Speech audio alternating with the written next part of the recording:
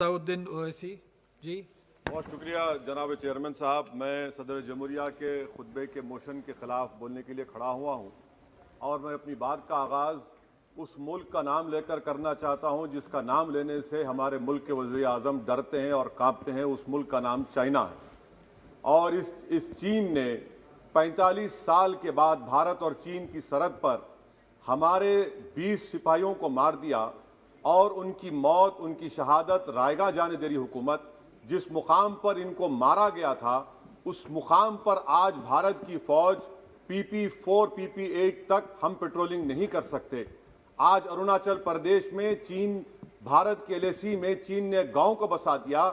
ये सरकार चीन से लफ्जी तौर पर इस बात का एहतजाज करने की ताकत नहीं रख सकती कि आपने भारत के LAC के अंदर एक गांव को बना दिया। नकुला सिकम में चीन घुस रहा है। आखिर क्या डर है उस हुकूमत को और खास तौर से वजीर आजम को कि वो चीन का नाम लेने से डरते हैं? भाई, मुल्क की सालिमियत का मसला है। मुल्क की जमीन पर चीन कब्जा करते जा रहा है और भारत के वजीर आजम चीन का नाम नहीं लेते। मैं उम्मीद करता हूं कि जब वजीर आजम अपना रिप्लाई देंगे तो वो हिम्मत दिखाएंगे और चीन का नाम लेकर कहेंगे कि चीन यहां पर इन जगहों पर घुसा हुआ है। सर, चीन आज भी अपना इंफ्रास्ट्रक्चर बढ़ा रहा है, वहां पर फौज को बढ़ा रहा है। मैं सरकार से जानना चाहता हूं कि जब बर्फ पिघल जाएगी दोबारा चीन हमला करेगा भारत की फौज पर, तो आप इसके लिए क्या तैयारी कर रहे हैं? और सर, मैं ये तकरीर इसलिए भी कर रहा हूं क्योंकि मैं एक आंदोलन जीवी हूं। मैं एक आंदोलन जीवी हूं, मुझे इसका फख्र है, इसलिए मैं खुल के बोल रहा हूं। अल्फाज छाप कर, किसी से डर कर बोलना मेरी फितरत में नहीं है। अफसोस तो इस बात का होता है सर कि जिस जगह पर हमको इंफ्रास्ट्रक्चर बनाना था हमने टिकरी पर बना दिया। जिस जगह पर हमको वो इंफ्रास्ट्रक्चर बनाना था हमने सिंगूर में बना दिया। जो इंफ्रास्ट्रक्चर की जरूरत थी हमने गाजीपुर पर बना दिया, अरुणाचल प्रदेश में नहीं बनाया। आखिर हो क्या रहा है?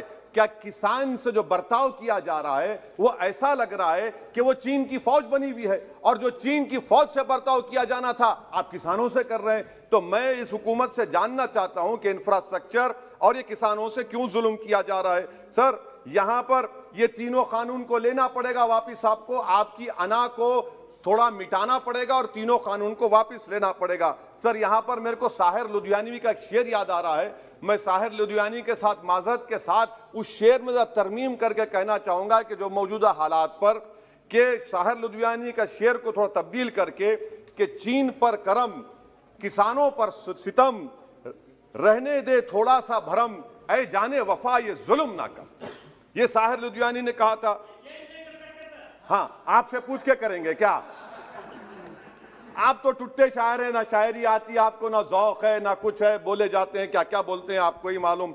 बहरहाल सर, ये जो किसानों का कानून है इसमें क्या काला है? काला इसमें यह है कि इस हाउस को एग्रीकल्चर स्टेट सब्जेक्ट है और कहां लिखा है संविधान में?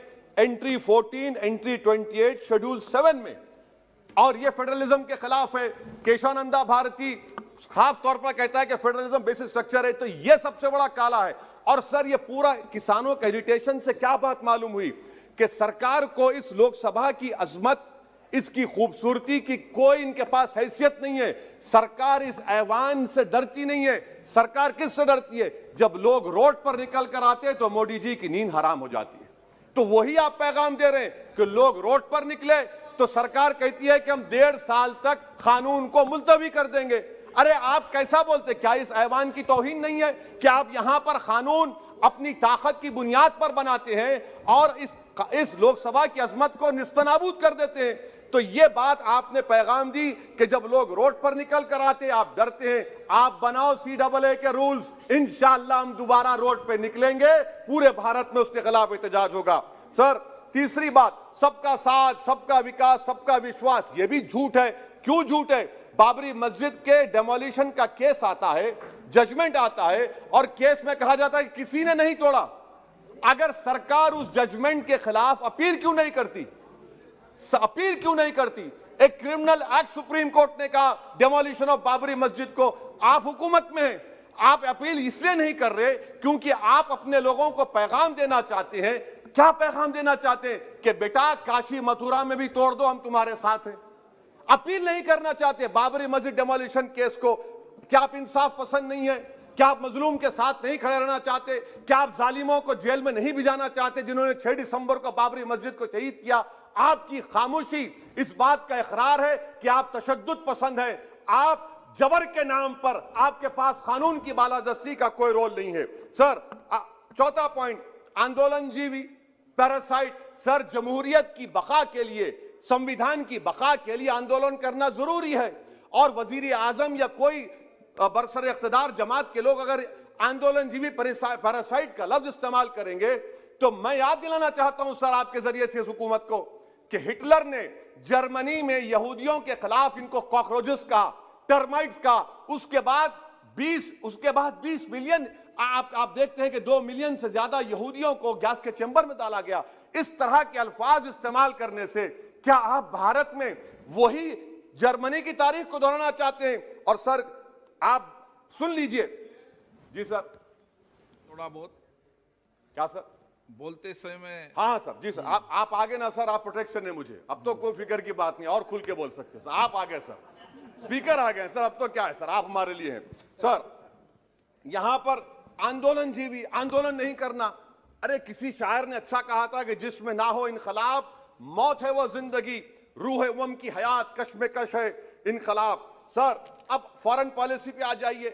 किसी इना मीना डीका ने ट्वीट किया, आपने परेशान हो गए। इना मीना डीका ने ट्वीट किया, आप खड़े हो गए। अरे कौन सी फॉरेन पॉलिसी है आपकी? भारत के अतराफ में जितने पड़ोसी हैं, चीन हमला किया, कौन सा एक पड़ोसी है जो चीन के खिलाफ बोलता है? बताइए। कोई नहीं बोलता, मुंह नहीं खोलता। श्रीलंका में आप पोर्ट बना रहे हैं, किसके साथ? जापान के साथ। किसको काम मिल रहा था? आपके नूरे नजर को, आपके नूरे नजर को, आपके चहीते नूरे नजर को। श्रीलंका ने कहा हम भारत को नहीं बनाने देंगे टर्मिनल पोर्ट यहां पर। आप बताइए फॉरेन पॉलिसी। सर, नेपाल का वजीर आजम कहता है कि भारत से ताल्लुकात उस वक्त तक बहाल नहीं होंगे जब तक कि भारत नेपाल की जमीन वापस नहीं करता। कहां सो रहे हैं सर आप? पड़ोस में कोई हमारा दोस्त नहीं है। चीन बांग्लादेश से कोविड की बात करता है, अफगानिस्तान से अमेरिका छोड़कर जा रहा है। क्या आपके पास कोई पॉलिसी है गनी हुकूमत को सपोर्ट करने की? आपके पास कोई पॉलिसी नहीं है। अच्छा सर, एफडीआई का मतलब अब समझाता हूं मैं। एफडीआई का मतलब यह है कि 5 फरवरी को ब्रैड शर्मन जो अमेरिका के रिप्रेजेंटेटिव, उनके पास भारत के अमेरिका के सफीर गए, तो ब्रैड शर्मन ने ट्वीट कर कहा कि भारत सरकार को इंटरनेट खोलना चाहिए, भारत सरकार को पीसफुल प्रोटेस्ट करना चाहिए। कौन होता है ब्रैड शर्मन जो भारत को सिखाए? ये एफडीआई है। और भारत सरकार का डिप्लोमेट, एम्बेसडर बैठकर उनका लेक्चर सुनता है, और उसके बाद क्या होता? 3 दिन के बाद आप कश्मीर में इंटरनेट खोल देते हैं। ये आप एफडीआई कर रहे हैं, हम नहीं कर रहे हैं। अच्छा, बात कश्मीर की आई। कौन है इम्तियाज, कौन है अबरार, कौन है इब्रार? इनको शोपियान में एनकाउंटर पर मार दिया गया, प्रूव हो गया। और ब्रिगेडियर आरा सेक्टर का जिसने इनको टेररिस्ट कहकर मारा, उसको अवार्ड देते हैं आप। सर, इन मरने वाले कश्मीरियों के लिए कौन रोएगा? क्या वजीर आजम रोएंगे? क्या वजीर आजम रोएंगे? क्या कोई रोएगा? अच्छा सर, एक और बात सर, एक और बात। हाँ, एक और बात आई कि शादी के घर में गुस्सा होता है। अरे ये कौन सी शादी की बारात है कि 18 लाख करोड़ टैक्स मिलता है और 36 लाख करोड़ ये सरकार खर्चती है?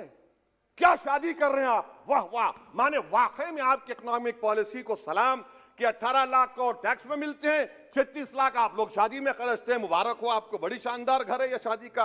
अच्छा सर, दिल्ली का लॉ एंड ऑर्डर, 1 साल में 3 बड़े दंगे हो गए। एडवोकेट्स पुलिस, उसके बाद CAA का राइट हुए 50 से ज्यादा, उसमें लोग मारे गए। 20 से ज्यादा मसाजिद को नुकसान जला दिया गया। 26 जनवरी। सर, क्या ये सरकार जिम्मेदार नहीं है? 2 मिनट सर, क्या ये सरकार जिम्मेदार नहीं है? आपकी सरकार है, आपका होम मिनिस्टर, आप रोक नहीं पा रहे। आपकी कमजोरी और आपकी नादानी की वजह से, आप में दूरअंदेशी नहीं है, आप उसको अलाउ कर रहे हैं। और फैजान के कातिल कौन है? क्यों नहीं पकड़ा फैजान के कातिल को आपने अब तक? जिन बच्चों को रोड पर मारा जा रहा था, जनगण मन बोला जा रहा था, एक तरफ तब तक नहीं पकड़े आप। अच्छा सर, आखिर में मैं आपको याद दिलाना चाहता हूं कि इसमें एस्पिरेशनल डिस्ट्रिक्ट्स 11 में से 20 बैकवर्ड डिस्ट्रिक्ट्स नीति आयोग के सीमांचल मुस्लिम डोमिनेटेड है सर। सीमांचल में कटिहार, पूर्णिया, अररिया है। सर, पूर्णिया का एयरपोर्ट सिविल टर्मिनल का काम क्यों नहीं होता सर? अब आ जाइए सर माइनॉरिटीज पर। 3 स्कॉलरशिप स्कीमें मैं पुकार रहा हूं, मुतालबा कर रहा हूं कि डिमांड करो। सरकार ने 2020-21 में 3 स्कॉलरशिप के लिए 2265 करोड़ का ऐलान किया। कितने पैसे आपने दिए? सबका साथ, सबका विकास, सबका विश्वास, 436 करोड़ रुपए। किसको झूठ बना रहे हैं आप? पढ़िए आप लोग। अच्छा सर, उसके बाद आप देखिए कि कितने लोगों को कितने माइनॉरिटी स्कॉलरशिप नहीं मिली। 36,000 माइनॉरिटी स्कॉलरशिप नहीं मिली। और सबसे ज्यादा इलिटरेसी मुसलमानों की है, लेडीज की है। आप बोलते नहीं है। इसीलिए सर मैं आखिर में आपके जरिए से हुकूमत से अपील कर रहा हूं कि आंदोलन होगा, नाइंसाफी के खिलाफ आवाज उठेगी, संविधान को बचाया जाएगा।